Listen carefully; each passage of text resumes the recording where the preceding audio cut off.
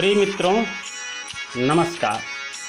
मैं आपका यूट्यूब दोस्त डॉक्टर राजीव कुमार त्रिपाठी, प्रयागराज, उत्तर प्रदेश। मित्रों, अलंकारों की श्रृंखला में आज दो अलंकार, ब्याज स्तुति, ब्याज निंदा। मित्रों, यहाँ ब्याज का अर्थ है बहाना। किसी बहाने से स्तुति की जाए या किसी बहाने से निंदा की जाए। यहाँ ध्यान देने योग्य बात यह है कि जो नाम होगा वही काम होगा। यानी अगर किसी ने कहा कि ब्याज स्तुति अलंकार है तो किसी बहाने से वहाँ स्तुति की गई है, और ब्याज निंदा अलंकार है तो किसी बहाने से वहाँ निंदा की गई है। आइए इसे स्पष्ट करते हैं उदाहरण से। मित्रों, एक महिला ने दूसरी अपनी पड़ोस की महिला से कहा कि हमारी लड़की की एक आदत मुझे बहुत बुरी लगती है कि वो ब्रह्म मुहूर्त में उठ के, यानी सुबह 4 बजे उठ के खटर पटर करके, झाड़ू पोंछा करके 8 बजे तक दाल चावल रोटी सब्जी बना के तैयार कर देती है। मित्रों, महिला बगल वाली पड़ोस से अपने बेटी की बुराई कर रही है, लेकिन वास्तव में वो कहना ये चाहती है कि हमारी बेटी कितनी कर्मठी है कि 4 बजे उठ के ही 8 बजे 9 बजे तक चारों चीज़ दाल चावल रोटी सब्जी बना देती है। जिस घर में जाएगी उस घर को चमन बना देगी, कहना ये चाह रही है। लेकिन कहने का तरीका क्या है कि हमारी बिटिया की एक आदत हमें बहुत ख़राब लगती है कि सुबह 4 बजे से उठ के खटर पटर शुरू कर देती है। मित्रों, यहाँ कहने का तरीका तो निंदा परक है, लेकिन वास्तव में स्तुति की गई है, तो ये ब्याज स्तुति में आएगा। इसलिए एक चीज़ आप ध्यान रखेंगे, जो नाम होगा वही काम होगा, लेकिन कहने का तरीका बिल्कुल विपरीत होगा। ये तो थी ब्याज स्तुति। अपनी बिटिया की तारीफ करनी थी, लेकिन कहने का तरीका निंदात्मक था, निंदा परक था। अब ब्याज निंदा देखिए। ब्याज निंदा क्या है?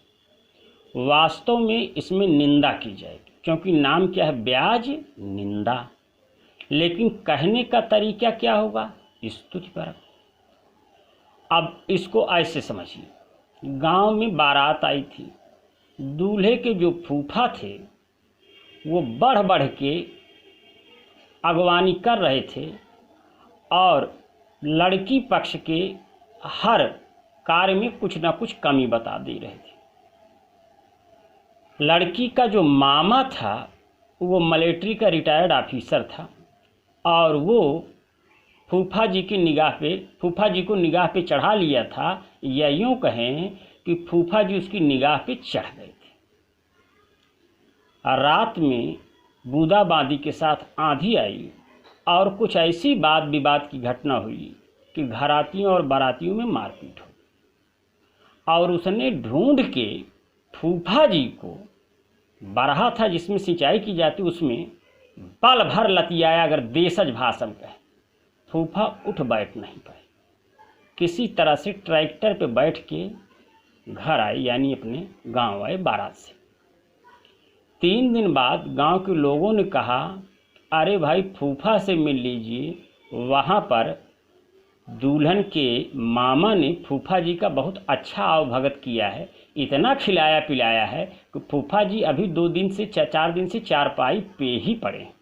मित्रों देखिए, यहाँ कह रहा इतना खिलाया पिलाया, इतना सेवा किया है। कहने का तरीका तो स्तुति परक है, लेकिन वास्तव में आप जान रहे हैं कि धुलाई हुई है। आइए इसे संक्षेप में और सारगर्भित रूप में समझते हैं। जो नाम होगा वही काम होगा, यानी ब्याज स्तुति सुनते हैं तो वहाँ किसी बहाने से स्तुति की जाएगी, और ब्याज निंदा सुनते हैं तो वहाँ किसी बहाने से निंदा की जाएगी। लेकिन ध्यान रहे, ब्याज स्तुति में कहने का तरीका निंदा परक होगा, और ब्याज निंदा में कहने का तरीका स्तुति परक होगा। मतलब जो नाम है काम वो होगा, लेकिन कहने का तरीका उल्टा होगा। आइए साहित्यिक उदाहरण से इसे समझते हैं। पहले ब्याज स्तुति। किसी भक्त ने कहा कि काशी की सबसे बुरी रीति हमें लगती है कि यहाँ देह त्याग करने पर यहाँ देह दे दीजिए यानी मर जाइए तो देह नहीं मिलती, यानी फिर आपको तन नहीं मिलता, सीधे मोक्ष हो जाता है। तो कहने का तरीका तो उसका निंदा परक है, लेकिन वास्तव में कहना चाह रहा है कि काशी कितनी अच्छी है कि यहाँ मरने से मोक्ष हो जाता है। तो कहने का तरीका निंदा परक है, लेकिन वास्तव में वह काशी की, वाराणसी की स्तुति कर रहा है, इसलिए इसको ब्याज स्तुति कहेंगे, क्योंकि वास्तव में तो स्तुति हो रही है लेकिन कहने का तरीका निंदा परक है। आइए इसे छंद में कैसे कहा गया है। काशीपुरी की कुरीति महा, काशीपुरी की कुरीति महा, जहाँ देह दिए पुण्य देह न पाई। मुझे काशी की यह कुरीति यानी खराब रीत लगती है कि जहाँ देह त्याग करने पर पुनः देह नहीं मिलती, यानी शरीर धारण करने का अवसर नहीं मिलता है, मोक्ष हो जाता है। तो कहना तो ये चाह रहा है कि यहाँ मरने से मोक्ष हो जाता है काशी में, लेकिन कहने का तरीका निंदा परक है, लेकिन वास्तव में काशी नगरी यानी वाराणसी की स्तुति कर रहा है, इसलिए ये हुई ब्याज स्तुति। आइए ब्याज निंदा की तरफ चलते हैं।